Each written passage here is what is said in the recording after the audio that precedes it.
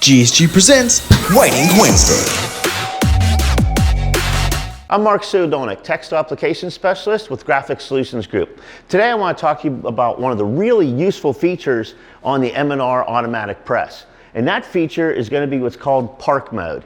And what park mode does, when you're finished printing your job and you're going to tear down the press, when you activate park mode, it takes the squeegee and flood bar carriage to the front of the machine. So you're not getting in between print heads or reaching into the press to remove your squeegee and flood bar. When you activate the park mode and you press the button, it's going to lift your squeegee and flood bar slightly off of the screen. You press it again and the squeegee and flood bar is going to travel to the front of the print head. Now that our squeegee and flood bar carriage is at the front of the print head, we're going to go ahead and unlock our screen hold downs. We're going to release our front screen carrier.